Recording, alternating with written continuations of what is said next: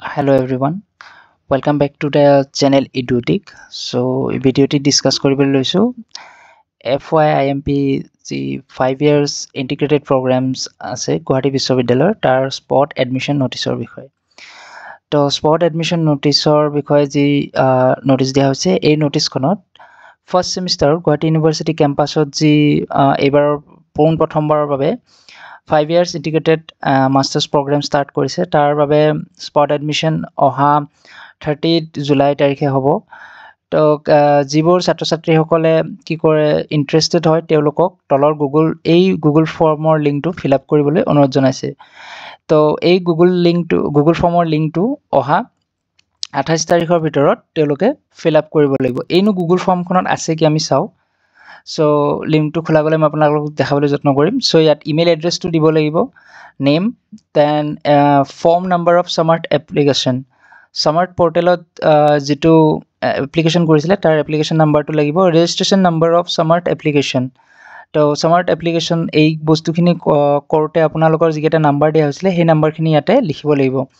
then major subject of choice So must fulfill eligibility criteria khini agor amar video etat ase hetu video sai lobo pare aru yate particular department ki koribo lagibo tick koribo lagibo tumaloke tar bisot best 4% English plus 3 other except physical education and vocational in class 12 to percentage to kiman hoy yate likhibo lagibo best of 4 English plus all other 3 subject thik ase yate category option to dia ase category wise dibo lagibo Then yet a mobile number for contact. Declaration yet I am aware that the FYIMP programs are self-financing course and no fee waiver or fee concession is applied. So arts or fees was 14,500, science or fees was 16,500 and commerce or fees was 25,000. So yet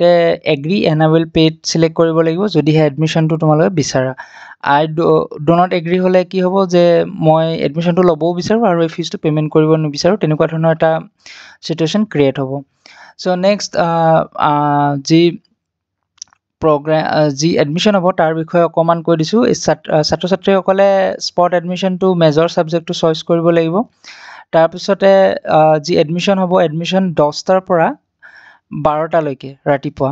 উপলব্ধ থাকিব 30 July থেকে তাৰিখে হে particular ডিপাৰ্টমেন্টত আৰু তোমালোকে যিখন Samarth পৰ্টেলত যি ফৰ্ম ফিল আপ কৰিছিল সেই ফৰ্মখনৰ এটা প্ৰিন্ট আউট কপি লগত ৰাখিব লাগিব department will then allot the seat on the basis of merit category or availability of seat and from those present in the venue যিবোৰ ছাত্ৰ ছাত্ৰী তাত থাকিব তাৰ সেই ছাত্ৰ ছাত্ৰীখিনিৰ মেৰিট বেসিছত ক্যাটেগৰি ওয়াইজ আৰু জি সিট উপলব্ধ থাকিব তাৰ জৰিতে এডমিশন দিয়া হ'ব At authorized person of the department will contact the form of each selected candidate যিবোৰ ছাত্ৰ ছাত্ৰীক সিলেক্ট কৰা হ'ব তেওঁলোকক লগত কথা পাতিব আৰু তেওঁলোকৰ তাত সাইন কৰি নোট এটা লিখি দিব তাৰ পিছতে কি কৰিব লাগিব department shall submit the forms of the selected candidate to OSD NEP 2020 coordination center to generate payment link for completion of admission তাৰ পিছতে ডিপাৰ্টমেন্টে কি কৰিব তোমালোকৰ ফৰ্মখন তেওঁলোকৰ চেণ্টাৰত জমা দিব তাৰ পিছতে পেমেন্ট লিংক জেনাৰেট হ'ব আফটাৰ দ্য পেমেন্ট কৰাৰ পিছতে তোমালোকৰ এডমিশনটো কমপ্লিট হ'ব বুলি ধৰিব আনহাতে এখন যিখন নোটিছ আছে সো এই নোটিছখনত আমাৰ অলৰেডি মই এটা ভিডিও বনাইছিলো কিন্তু ভিডিওটো ডিলিট কৰিব লগা হ'ল কাৰণ মই বস্তু এটা ওভাৰলুক কৰিছিলো সো এই ভিডিওটিত গুটিখিনি বস্তু মই কাৰেক্ট কৰি দিছো যে তোমালোকৰ দ্বিতীয় যিখন নোটিছ আছে দ্বিতীয় নোটিছখনত দিয়া হৈছে বিভিন্ন ডিপাৰ্টমেন্টত যি সিট এইকেটা সিট দেখিছা এটা দুটা তিনিটাকে তেনেকে কৰবাত এটা দুটা কৰবাত তিনিটা তেনেকে এই ডিপাৰ্টমেন্টৰ সিটবোৰ actually SC quota son daughter of জিও এমপ্লয় ফ্ৰিং ভিলেজ আৰু পিডব্লিউডি কোটা এনসিসি এনএসএছৰ বাবে ৰিজাৰ্ভ আছিল যদিহে হে কনসাৰ্ন ডিপাৰ্টমেন্টত এইকেটা বিভাগৰ ছাত্ৰ ছাত্ৰী নাহে তেতিয়া হলে হে পাৰ্টিকুলাৰ সিট কেটা ইডব্লিউএছ ওবিসি এসসি নাইবা এসটি লৈকে কি কৰিব কনসিডাৰ কৰি দিব ঠিক আছে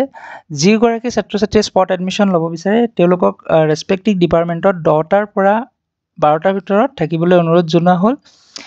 আৰু আজিৰ এই